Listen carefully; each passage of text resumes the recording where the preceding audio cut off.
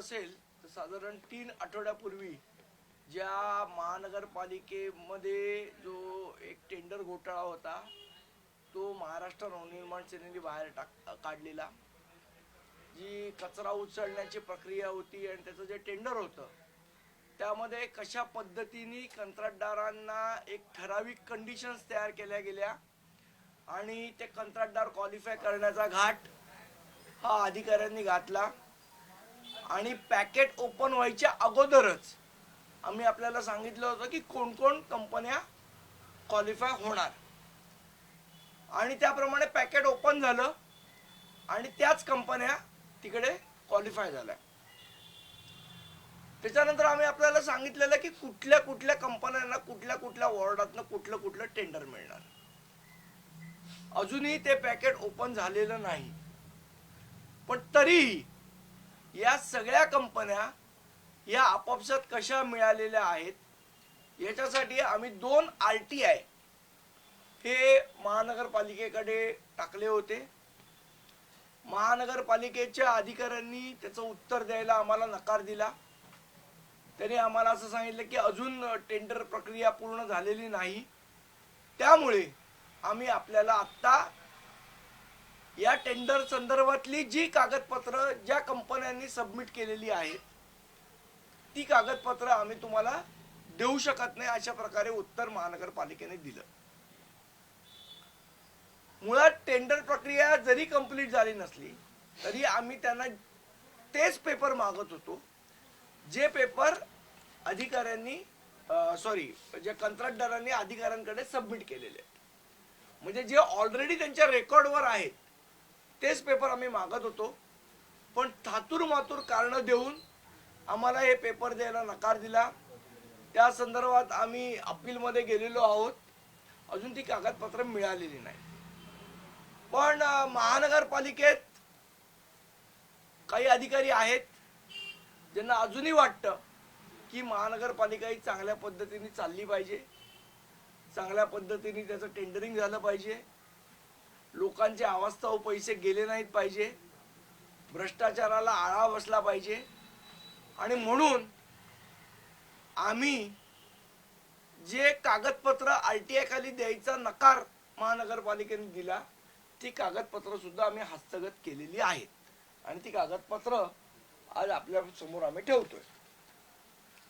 आता याच्यामध्ये सर्वात महत्वाचा मुद्दा असा आहे की ज्या कंपन्या क्वालिफाय झाल्या आणि ज्या टेंडरमध्ये आल्या त्याची लिस्ट महानगरपालिकेने काढलेली आहे.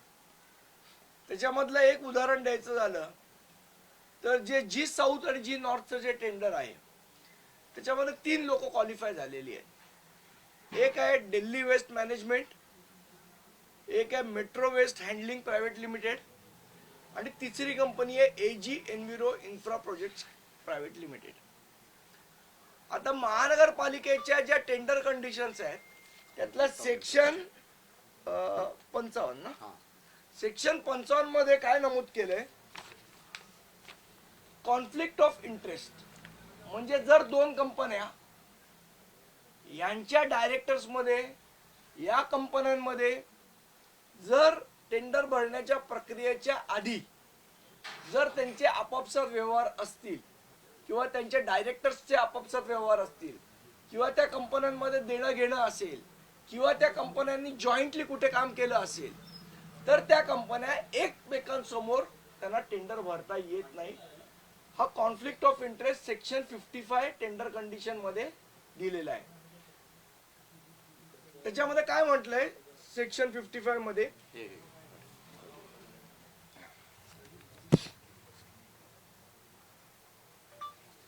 अर्जदार एकाच वेळी 2 आस्थापनांचा घटक असू शकत नाही.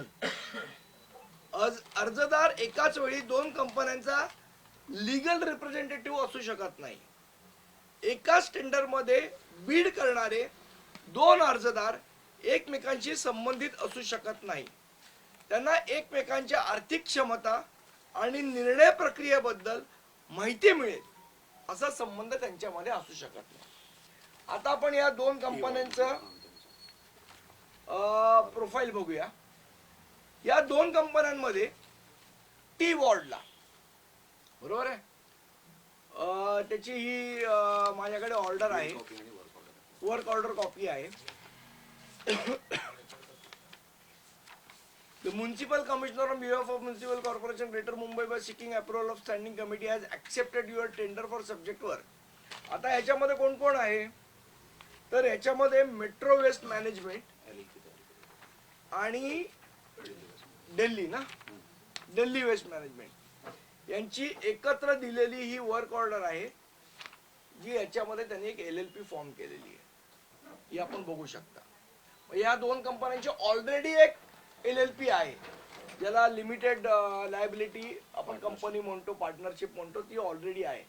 म्हणजे ह्या दोन कंपन्यांचा एकमेकांशी संबंध आहे. ही या दोन कंपन्यांची बॅलन्स शीट आहे. या बॅलन्स शीट मध्ये एकमेकांना पैसे ट्रान्सफर केल्याचं लेजर हे पूर्ण या बॅलन्स शीट मध्ये आहे. त्याच्यामध्ये आपण जर बघाल तर शॉर्ट टर्म आणि लोन ऍडव्हान्सेस मध्ये मेट्रो वेस्ट हँडलिंगला अनसिक्युअर्ड लोन हे दिल्ली वेस्ट मॅनेजमेंटने दिले आणि ते कितीचं दिलंय 42 कोटी 64 लाख ना, हे किती 4 कोटी 4 कोटी 26 लाख 40,810 रुपयाचा लोन हे दिल्ली वेस्टनी मेट्रो हँडलिंगला दिलेलं आहे. म्हणजे या दोन कंपन्यांचा परस्पर संबंध आहे जो आपण एस्टॅब्लिश करतो. याच्यामध्ये 31/3/2025 च्या पण बॅलन्स शीट मध्ये त्यांच्या दिसतंय आणि 31/3/2024 च्या पण बॅलन्स शीट मध्ये दिसतंय.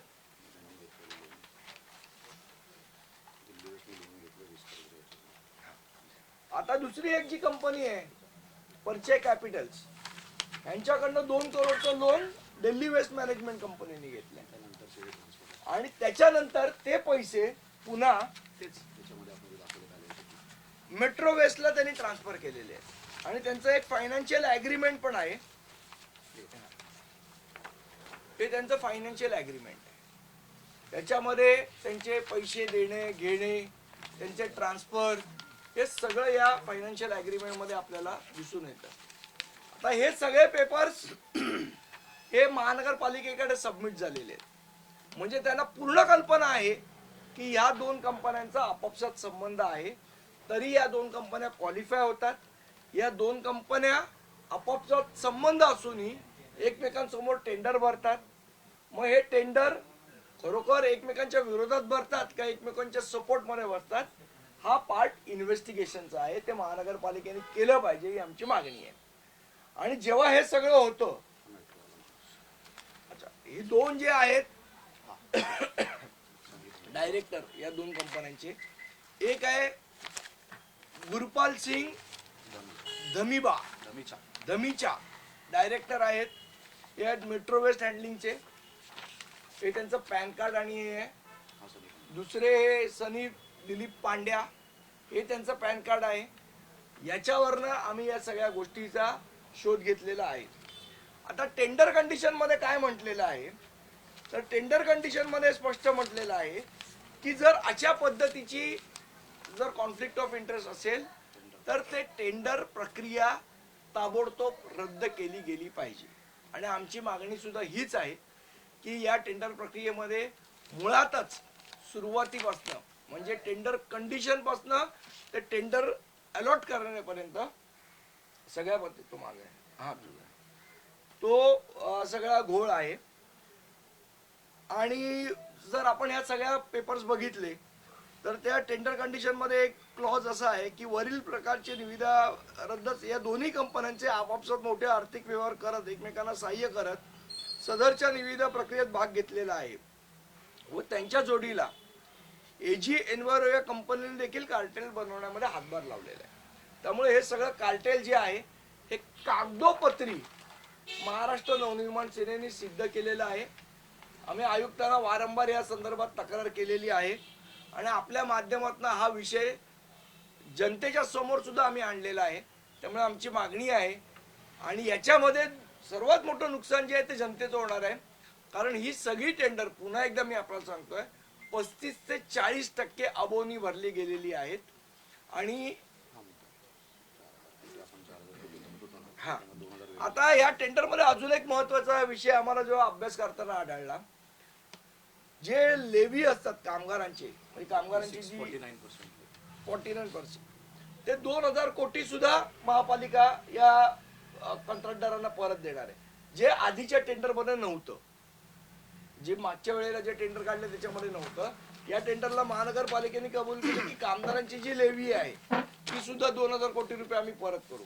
म्हणजे 4000 कोटीच्या ऐवजी 6000 कोटी हे कंत्राटदारांना इथे वाटले जाणार आहेत. खिरापत म्हणून 2000 कोटी वाटले जाणार आहेत. तर या सगळ्या गोष्टी आपल्या समोर आणण्यासाठी ही आजची पत्रकार परिषद होती. संदीपजी, तुम्ही आता जसं सांगितलं की या सगळ्या कंपन्यांचे मुळात पहिल्या वेळेला जेव्हा तुम्ही आरोप केल्या होत्या त्यावेळेला त्या सगळ्या कंपन्या, किती कंपन्या होत्या? म्हणजे 15 कंपन्या, त्यापैकी 3 कंपन्या अशा आहेत. नेमक्या किती कंपन्या अशा आहेत ज्यांचे एकमेकांशी आर्थिक संबंध आहे? नंबर 1. आणि नंबर 2 की यांचे केवळ आर्थिक संबंध आहेत की हे नातेसंबंध सुद्धा आहेत? नाही, यांचे पहिल्यापासून फायनान्शियल रिलेशन्स आहेत. नातेसंबंध नाही आहेत, पण फायनान्शियल रिलेशन्स आहेत. फायनान्शियल रिलेशन आपण कशा पद्धतीने म्हणतो तर एकमेकांची असलेली पार्टनरशिप. जर तुमची आणि माझी जर एका कंपनीमध्ये पार्टनरशिप आहे तर आपण दोघं जण एकमेकांसमोर टेंडर भरू शकत नाही, कारण ते कॉन्फ्लिक्ट ऑफ इंटरेस्टचा मूळ गाभा होतो. की मग जर तुमची माझी पार्टनरशिप आहे तर आपण एकमेकांसमोर टेंडर भरताना आपण अंडरस्टँडिंग करूनच भरतो. त्यामुळे मुळात पार्टनरशिप ज्यांची एकमेकांसमोर दुसरीकडे पण आहे त्यांना याच्यामध्ये भाग द्यायला नाही पाहिजे होता महानगरपालिकेने, जो घ्यायला दिला. ही कागदपत्र महानगरपालिकेकडे नाही आहेत का? तर 100% आहेत. मग असं असून आयुक्त याच्याबद्दल एक चकार शब्द का उच्चारत नाही आहेत? बरं, आमची माहिती अशी आहे की या संदर्भातल्या ज्या ऍडिशनल म्युन्सिपल कमिशनर आहेत अश्विनी जोशी यांनी सुद्धा या टेंडर प्रक्रियेमध्ये टोटल 6 ऑब्जेक्शन्स घेतली आणि आयुक्तांकडे तसा रिपोर्ट पाठवलेला आहे. याची कॉपी आम्ही मागतो, अजून आम्हाला दिलेली नाही. आम्हाला टेंडर प्रक्रिया चालू आहे, आता देता येणार नाही वगैरे थातूर मातूर कारणं सांगितली जात आहेत. 6 ऑब्जेक्शन्स अश्विनी जोशी मॅडमनी दिलेले आहेत आणि या टेंडर प्रक्रिया ही दोषपूर्ण आहे अशा पद्धतीचा अहवाल सुद्धा त्यांनी दिलेला आहे. तरी सुद्धा आयुक्तांना ही टेंडर प्रक्रिया राबवायची एवढी घाई का आहे हा महत्वाचा प्रश्न येतो. याच्यामध्ये कोणाचे वेस्टेड इंटरेस्ट आहेत हे याच्यामध्ये प्रश्न याच्यामध्ये निर्माण होतो. संदीपजी, मागच्या 24 वॉर्ड मुंबईतले जे आहेत त्या सगळ्या 24 वॉर्डांसाठीचे हे कंत्राट काढले जाणार आहे. मागच्या वेळेला तुम्ही प्रत्येक वॉर्डामध्ये किती 3 साधारण कंपन्या होत्या ज्यांना टेंडर साठी फायनलाइज करण्यात आलेल्या होत्या किंवा 3 लोएस्ट ज्या होत्या त्यांना दाखवण्यात आलं होतं. या सगळ्या कंपन्यांपैकी किती कंपन्या ज्या आहेत त्या या भ्रष्टाचारात गुंतलेल्या आहेत की सगळ्याच कंपन्या? बघा, या सगळ्या कंपन्यांनी आपापसात कार्टेल केलेलं आहे. कार्टेल म्हणजे काय? समजा 24 वॉर्ड आहेत, त्याचे समजा आता ABCD हा एक पार्ट बनवलाय, EF साऊथ, F नॉर्थ हा एक पार्ट बनवलाय. आता तुम्ही जर बघाल तर मेट्रो वेस्ट हँडलिंग पहिल्या पार्ट मध्ये पण आहे, ABCD मध्ये. मेट्रो वेस्ट हँडलिंग E मध्ये पण आहे, F साऊथ मध्ये पण आहे, F नॉर्थ मध्ये पण आहे. Metro waste handling G south मध्ये पण आहे, G नॉर्थ मध्ये पण आहे. Metro waste handling H east मध्ये पण आहे, H वेस्ट मध्ये पण आहे. Metro waste handling K east मध्ये पण आहे, K वेस्ट मध्ये पण आहे.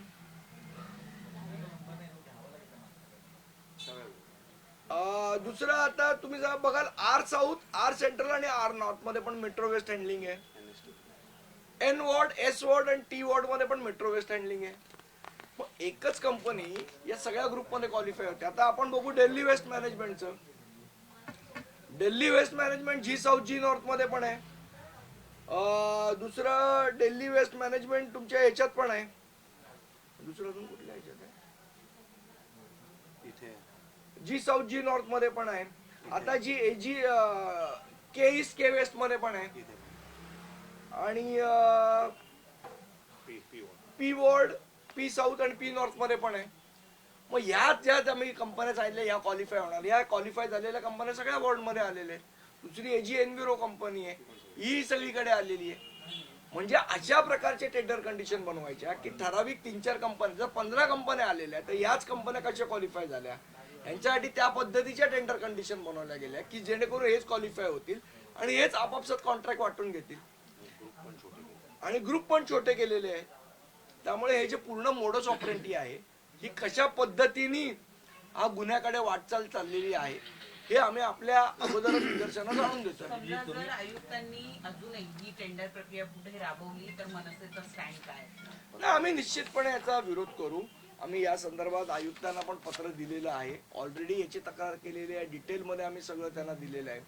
याच्यानंतर जर निर्लज्जार्गी महानगरपालिका वागणार असेल तर मला असं वाटतं सरकारने यांना धडा शिकवला पाहिजे. विधान भवनात बसलेले 288 आमदार करतात काय? महापालिकेत नगरसेवक नाही, पण 288 जे विधान भवनात बोंबा मारतायत, भ्रष्टाचाराच्या विरोधात अमित शहा तिकडे संसदेत बिल आणतायत, नरेंद्र मोदी साहेब बिल आणतायत, या भ्रष्टाचाराचं काय करणार? आता सरकारच्या डोळ्या देखत होतोय भ्रष्टाचार. अश्विनी जोशींनी 6 ऑब्जेक्शन घेतलं म्हणताय तुम्ही. अश्विनी जोशी यांनी 6 ऑब्जेक्शन घेतलंय, म्हणजे याच्यामध्ये बीएमसी कमिशनरच गोएडची भूमिका घेत आहेत का?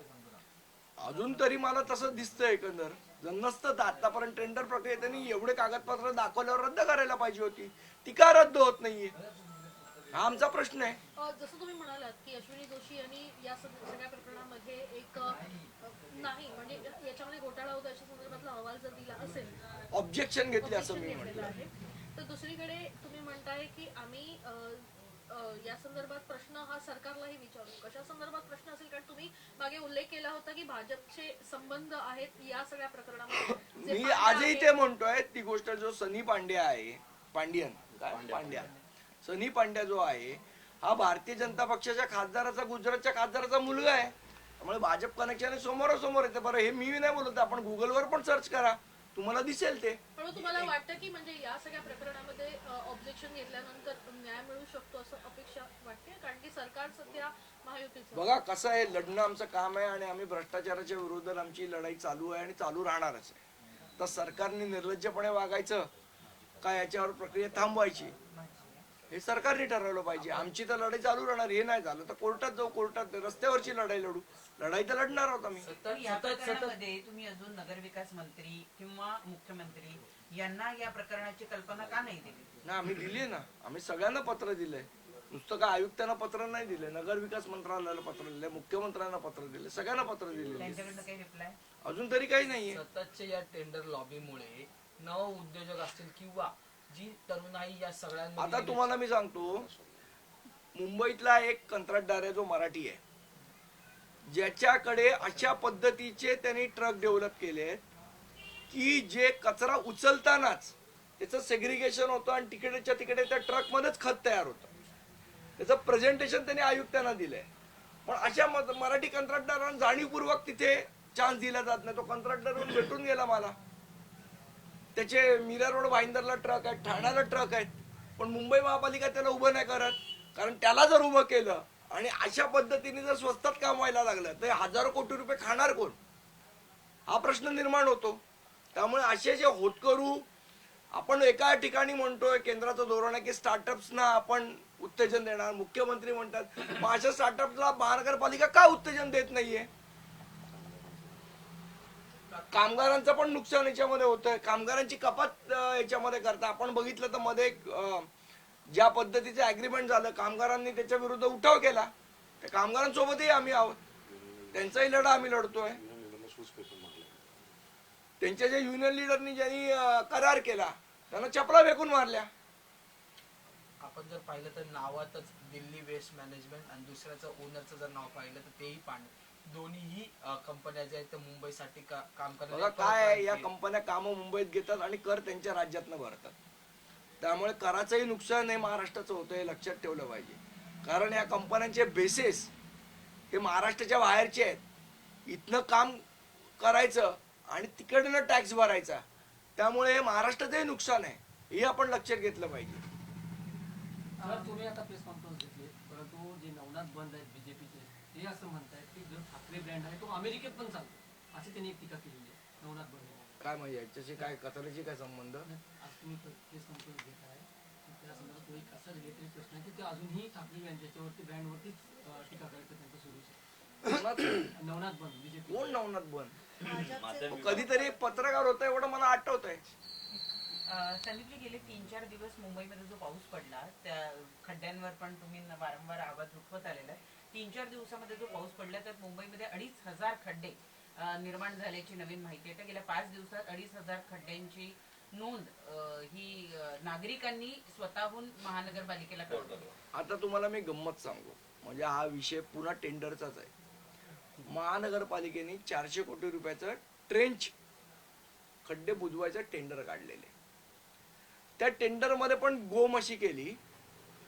हे मी परवा एक आठवड्यापूर्वी आपल्याला दीड आठवड्यापूर्वी अभिजित बांगर जे ऍडिशनल म्युन्सिपल कमिशनर आहेत, या टेंडरमध्ये पण ज्या दिवशी टेंडरची भरायची डेट होती, आता त्याच्यामध्ये कंडिशन अशी होती टेंडरची की ज्यांच्याकडे आस्फॉल्ट प्लॅनची एनओसी आहे, म्हणजे डांबरच्या प्लॅनची एनओसी आहे, आणि ज्यांच्याकडे सिमेंट कॉन्क्रीटच्या प्लॅनची एनओसी आहे, ज्यांच्याकडे एनओसी आहे ते टेंडर भरू शकतात. बरोबर. आता हे एनओसी देण्याचं काम कोण करतं? तर महानगरपालिकाच करते. मुंबईमध्ये जे प्लॅन्स आहेत ज्यांची एनओसी रिक्वायर्ड आहे, ज्या दिवशी टेंडर भरायचं होतं त्या दिवशी एकाही प्लॅनची एनओसी रिन्यू महानगरपालिकेने केलेली नव्हती. म्हणजे सगळ्या प्लॅनची एनओसी रद्द होती त्यावेळेला. त्यामुळे बऱ्याचशा कंत्राटदारांनी ते कामच भरलं नाही की आपल्याकडे एनओसी नाही, आपण काम कसं भरणार. आणि जेव्हा टेंडर फ्लोट झालं, काही लोकांनी भरलं, विदाऊट एनओसी भरलं. त्याच्यानंतर एक सुधारित नियम असा काढला की आता जरी नव्याने एनओसी तुम्ही दिली तरी ती चालू शकते. म्हणजे इतक्या प्रकारचा भ्रष्ट. आणि हे अभिजित बांगारांना मी दाखवलं, त्यांनी ते ऍक्सेप्ट पण केलं आणि ते म्हणाले सुद्धा की नाही हे चुकीचं आहे. मी पत्र पण दिलेलं आहे त्यांना, हे चुकीचं आहे, आपण हे टेंडर मध्ये सुधारणा करू. अजून सुधारणा केलेली नाहीये. मग माझा प्रश्न असा आहे की जे वरती बसलेले ऍडिशनल म्युन्सिपल कमिशनर आहेत, हे काय काम करतात? आणि तिथे एक तात्पुरती स्टँडिंग कमिटी बनवली आहे जी हे प्रस्ताव मंजूर करते. ती काय भांगेच्या गोळ्या खाऊन प्रस्ताव मंजूर करते का? भांग पिऊन सगळे आयुक्त आणि अतिरिक्त आयुक्त भांग पिऊन बसलेले असतात तिकडे हे प्रस्ताव मंजूर करताना? जर बाहेरच्या माणसाला एवढं कळू शकतं तर आतल्या माणसाला एवढी अक्कल नाही? आयएस झालेले लोक आहेत ना हे. का जाणीवपूर्वक भ्रष्टाचार करायचा म्हणून हे सगळे धंदे करतायत? हा महत्वाचा प्रश्न आहे याच्यामध्ये. आणि मला असं वाटतं याच्यामध्ये माझी आपल्याला विनंती की आपण सगळेजण आम्हाला बाईट घेता, आमचा बाईट विचारता, तसं एकदा कधीतरी आयुक्त आणि अतिरिक्त आयुक्तांना गाठा आणि त्यांना विचारा की हे काय धंदे चाललेत ते. कारण आज नगरसेवक नाहीये, त्यामुळे महानगरपालिकेची अवस्था बिकट आहे. त्यामुळे पत्रकारांनाच आता थोडीशी जबाबदारी घ्यावी लागणार अशी माझी आपल्याला नम्र विनंती आहे. पण आता हे 2,500 खड्डे मग भरले कसे जाणार? टेंडरच नाही अजून त्यांनी ओपन केलेलं आहे. याचं विचारा त्यांना पाहिजे तर. का घाबरले टेंडर ओपन करायला? आधी भ्रष्टाचार करायचा आणि मग कोणी काढला की टेंडर ओपन करायला घाबरायचं. हे धंदे चालले. बेस्ट वर्कर्स युनियनची जी आता मध्यंतरी निवडणूक झाली पतसंस्थेची, त्याचा जो निकाल लागला त्याबद्दल काल आदित्य ठाकरे यांनी प्रतिक्रिया दिलेली आहे की तो ट्रायल बॉल होता. नियोजन मागे पुढे झालं, योग्य ती पावलं उचलली जातील भविष्यात. मला असं वाटतं काल सन्मान्य साहेब म्हणाले अतिशय पतपेढीची निवडणूक होती, त्याचा पुढच्या राजकारणाशी संबंध जोडणं हे काही योग्य नाहीये. पण कसं आहे, भाजपला एक परसेप्शन क्रिएट करायला खूप आवडतं. छोटा विजय पण म्हणजे लवंगी माळ वाजवायची आणि बॉम्बचा आवाज करायचा ही त्यांची सवय आहे. त्यामुळे ते करतात. आम्ही आमचं काम योग्यरित्या करतोय आणि सन्मान्य राजसाहेबांच्या मार्गदर्शनाखाली योग्यरित्या करू. सर उपराष्ट्रपतीची निवडणूक आहे सध्या आणि उपराष्ट्रपती आणि इंडिया आघाडीचा जो उमेदवार आहे त्याला शिवसेनेनं सपोर्ट केलेला आहे, तर मनसेची भूमिका काय असणार? ना आमचे काय आता कोण मतदार नाही आहेत. आजपासून मुंबई महापालिकेसह जे ती अ ब क ड ची प्रभाग रचनेची जे ते हरकती आणि नोंदी या मागवण्यास सुरुवात केली जाणार आहे. नेमकी काय भूमिका या सगळ्यांवर? कारण की नव्याने बघू, येऊ तर द्या आधी. काय गोळ घातलाय तो. संदीपजी, मिठी नदी घोटाळा प्रकरणी ठेकेदार जो शेरसिंग राठोड आहे त्याला अटक केलेली आहे आणि आताच पुन्हा एकदा पाऊस पडला मुंबईत, त्यावेळेस सुद्धा मिठी नदी. मला एक सांगावं, ठेकेदारला अटक करून काय होणार? आतापर्यंत 4 आरोप जे अधिकारी आहेत ज्यांनी या सगळ्या गोष्टीमध्ये लक्ष ठेवणं गरजेचं होतं, त्यातला कुठला अधिकारी जबाबदार ठरणार आहात तुम्ही? मूळ मुद्दा हा आहे. जर कुंपणच शेट खात आहे तर आपण करणार काय आहोत? आज मला एक सांगा, समजा मिठी नदीत घोटाळा झाला, कंत्राटदारांनी बरोबर काम नाही केलं, पण तो काम बरोबर करतोय का चुकीचं करतोय हे बघण्याची जबाबदारी कोणाची होती? आणि मग हे सगळेजण जे जातात वर्षानुवर्ष पाहणी करतात, मग त्यांच्यावर पण गुन्हे दाखल झाले पाहिजेत की तुम्ही काय पाहणी केली म्हणून. आशिष शेलार पाहणी करतात, आदित्य ठाकरे पाहणी करतात, सगळेजण पाहणी करतात ना. मग पाहणी करताना काय झोपलेले असतात? तुम्ही जाता त्यांच्याबरोबर पाहणी करायला, मग तेव्हा काही दिसत का नाही लोकांना? सुहास सामंत यांनी पतपेढीच्या निवडणुकीमध्ये प्रचंड पैशाचा वापर केला गेला असा आरोप केला, तुम्ही पण त्या अनुषंगाने पुरावे दिले होते. झालाच आहे. तर ठीक आहे, जे झालं ते झालं, तर पुढची तयारी आम्ही करू. ज्या दिवशी पाऊस झाला त्या दिवशी राज्याचे उपमुख्यमंत्री एकनाथ शिंदे सुद्धा मिठी नदीवर पाहणी करण्यासाठी गेले होते. सततच्या पाहणी मिठी नदीचा प्रश्न प्रत्येक पावसाळ्यात येतो. मला असं वाटतं मिठी नदीचे एक 5-6 फोटो काढले पाहिजे आणि यांच्या कार्यालयात लावले पाहिजे, जेणेकरून पाणी कार्यालयात बसूनच करता येईल. बाकी काय, कारण मिठी नदीत तर फरक नाही पडत. संदीप, गणेशोत्सव जवळ आलेला आहे. कोकणला जाणाऱ्या चाकरमान्यांची संख्या मोठ्या प्रमाणात असते.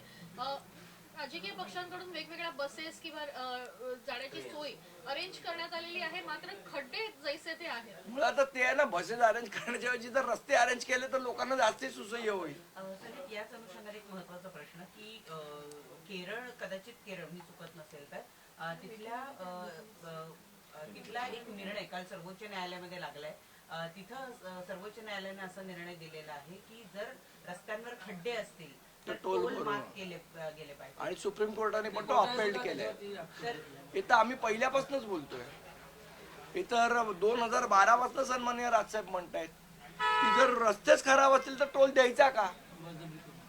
मला असं वाटतं न्यायालयाने कान उपटलेत तर अक्कल येईल. पण सर्वोच्च न्यायालयाचा हा जो निर्णय हा संपूर्ण खरं तर संपूर्ण देशासाठी लागू होत असतो, त्याची अंमलबजावणी आपल्या राज्यातही होईल असं वाटतंय का? आता मला असं वाटतं जर सरकारने नाही केलं तर लोकांनी स्वतःहून अंमलबजावणी केली पाहिजे. जिथे खड्डे असेल तिथे टोल देऊ नये लोकांनी. लोकांनी पण रस्त्यावर उतरलं पाहिजे. शेवट लोक चळवळ उभी राहिली पाहिजे. लोकांनी स्वतःहून सांगितलं पाहिजे की जर सुप्रीम कोर्टाचा निर्णय आहे की जिथे खड्डे तिथे टोल देऊ नका, तर आम्ही देणार नाही. ही चळवळ लोकांमधून उभी राहिली तर मला असं वाटतं शासनाला गुडघ्यावर आणायला 2 मिनिटं लागणार नाहीत. संदीपजी, आजपासून इलेक्ट्रिक वाहनांना अटल सेतूवरना टोल माफी आहे. खरं तर ही तुमची मागणी होती, या मागणीला यश आलेलं आहे असं पाहताय? नाही, निश्चितपणे आम्ही हे बघा कसं आहे, शेवट पर्यावरण, प्रदूषण या सगळ्या गोष्टी आटोक्यात आणण्यासाठी काही पावलं उचलली पाहिजेत. मला असं वाटतं ते पण आहे. दुसरं, ऑनलाईन गेमिंगला आमच्या मनोज चव्हाणांनी विरोध केला होता. ते ऑनलाईन गेमिंग पण बंद करण्याचा निर्णय केंद्र शासनाने घेतलेला आहे, त्याचंही आम्ही स्वागत करतो. धन्यवाद.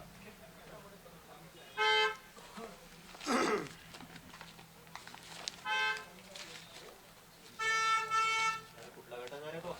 वारंवार हार वाजवतोय.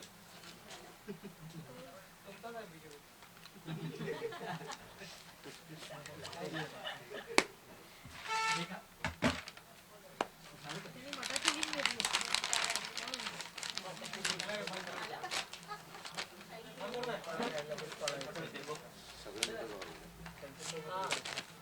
चला, लगेच का? ट्रान्सपोर्ट मागच येणार. नितीन भाऊ, पण हे थोडंसं आठवडा वेळ लागेल ना. त्याच्यात पण मोठा गोळ आहे. काय विषय? आता जेवढ्या हे जर हे बंद एक केलं मिनिट थांबा, 5 मिनिट थांबा. बंद कर, थांबा. नितीन, गाडीत भर, आपल्याला निघायचंय. निकेश भर, आपल्याला पण जायचंय. आदित्य युनिट चलो. आयुष्य, परिवार. श्रीकांत हुतात्मा चौक, हुतात्मा चौक. बंद केलं ना सगळं? तिकडे केलं ना? जायचंय. CST ला. ट्रान्सपोर्ट कंपन्या जेवढ्या आहेत आता isakal.com आहे देशातील नंबर 1 ची मराठी न्यूज वेबसाईट. प्रत्येक अपडेटसाठी